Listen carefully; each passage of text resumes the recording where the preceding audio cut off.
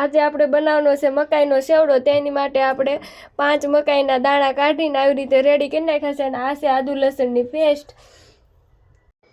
સૌથી પહેલા આપણે કઢાઈમાં 3 પાવડા જેટલું તેલ લઈ લઈશું।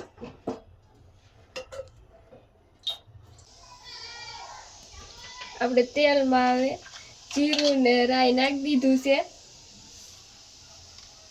અડધી ટીસ્પૂન જેટલી આપણે હિંગ એડ કરી દઈશું તેમાં।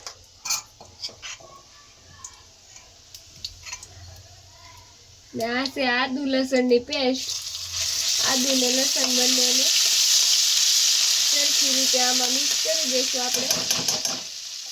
અને હવે આપણે તેમાં મકાઈ એડ કરી દઈશું।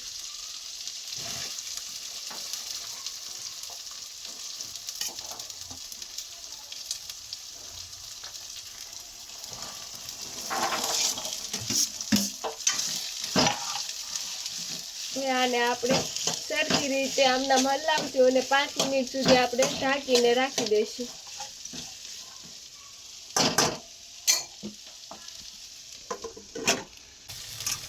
હવે આપણે મકાઈમાં આવી રીતે થોડી વારે હલાવતા રહેવાનું છે। હવે આમાં આપણે મીઠું એડ કરી દઈશું સ્વાદ પ્રમાણે।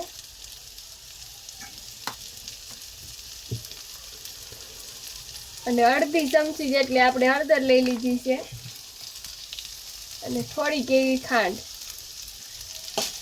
અને સારી રીતે મિક્સ કરીને 2-3 મિનિટ સુધી આપણે આમનામ હલાવશું।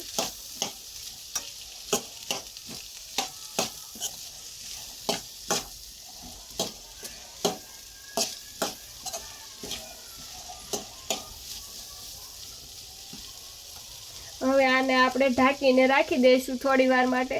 પછી આપણે વચ્ચે વચ્ચે ચેક કરતું રહેવાનું છે, હલાવતું રહેવાનું છે।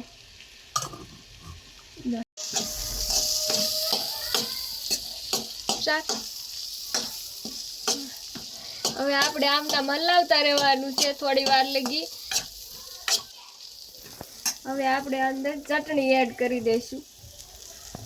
આદુ મરચાંની પેસ્ટ હતી તે તો નાખી હતી, પણ અમારે ઘર થોડું વધારે તીખું ખાય છે એટલે આપણે રેડ ચીલી પાવડર એડ કરી દીધો છે 1.5 ચમચી જેટલો। હવે આપણો ચેવડો સડી જ ગયો છે, એકદમ રેડી થઈ ગયો છે। હવે આમાં આપણે ધાણા નાખી દઈશું અને આ લીંબુનો રસ છે, ખટાશ માટે આપણે 1 લીંબુનો રસ આમાં એડ કરી દીધો છે।